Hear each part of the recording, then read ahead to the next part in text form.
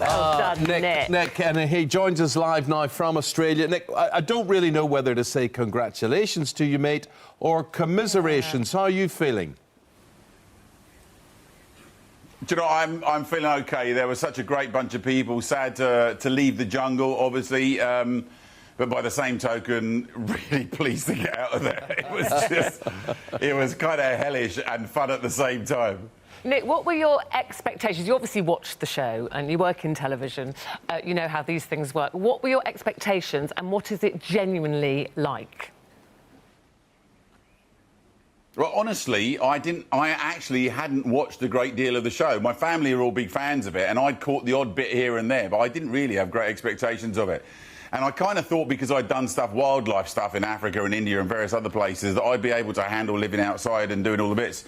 But the bits that you don't see much in the programme are actually the things that wear you out. So you have to go all the way down to the bottom of a very, very steep hill to get the wood for the fire, which you have to do about 8 or 10 times a day.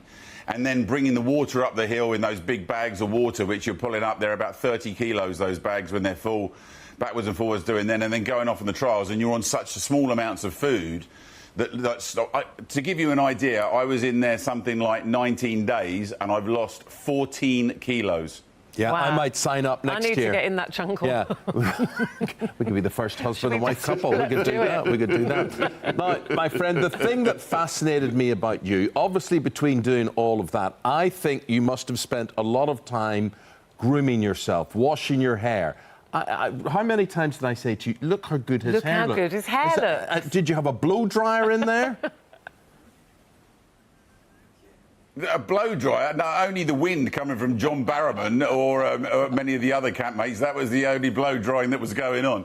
No, I'm lucky. Me and Melvin Bragg have got showbiz hair. My dad passed away in his 70s with a full head of hair like this, and it's I just got big hair, and like it pretty much when the showers in the morning are ice cold. In the morning I just do this, and it stayed wherever I put it. I mean, if I started off in the morning and stood it on end, it would stay on end. It's, you know. Yeah. Listen, you said at the beginning there that you, in RVT that we're watching, that you're a doer. You like to do things. You know, you were always trying to keep busy. And Anne Hegarty was on Extra Camp saying that when Rita had gone, you managed to fashion a washing line from her sleeping bag. Is this your DIY SOS skills coming to the fore here? No, in actual fact, as the boys on DIY will tell you, I am 9/10 useless anywhere around the building site. But actually, the stuff, it was weird stuff like years ago when I was in Borneo, I'd seen somebody making rope out of grass, just by, there's like this twist and turn thing. And I sat, and I'm fascinated by that kind of thing, and I sat and watched him. And then afterwards, when Rita had gone, it actually wasn't a sleeping bag, it was a sheet, which I ripped into strips.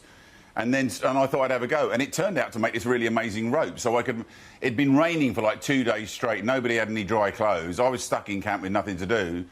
So I made rope, and it worked, which amazed me more than anybody else. And so managed to get everybody's clothes dry during the day. So I was like running a laundry all day. Well, when you weren't running a laundry or making rope, you were singing. And it was a great opportunity to showcase your musical talent. Do you think this will be a springboard to something else? As if people in there weren't suffering enough already. They had me singing as well. But you know what? The funny thing was, it was such a wonderful group camp, and I think the feeling in there was set really, really early on, when in the very first. When they were in the very first test with the race and the others fell in the water, that everybody dived in to help them get in. And that sense of everybody having space to be themselves. So obviously, there are great singers in there. There are people of the West End. There are actresses that have been trained to sing. And Fleur's got this amazing voice. But everybody just felt like joining in. So I was joining in too, just because I've got a bassy voice. And then, of course, I got the message in from my sons saying that I'd gone to #1 on the iTunes. Now, I know my sons, and I just presumed they were winding me up. To come out and find out that Chris Moyles had got me to #1 in the iTunes was both fantastic and bloody hilarious all at the same time. I mean, it's just bonkers. You don't need to download. You can go to almost any bargain bin in anywhere in the country, and they'll have it down there for about 99p. Nick, five of them left in. Who do you want to win? I want either Harry, who is just the most extraordinary person, and if he isn't booked on every panel show in the country when he gets back, and doing pantomime for the rest of his life, or appearing in gangster movies, I'll Eat My Hat, or Fleur, who is both an amazing singer, but a beautiful person.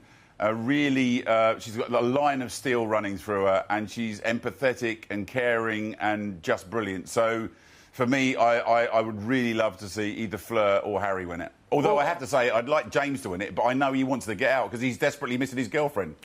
Well done. We'll We thoroughly enjoyed your jungle adventures, and I hope you have too. Thanks for taking the time talking to us. See you when you get back. Thank you. Can I publicly apologise for the red budgie smugglers? It was literally all I had left to wear. We quite enjoyed them, actually, Nick. We quite enjoyed them. Thank you. Thank you. See you soon. Very much indeed.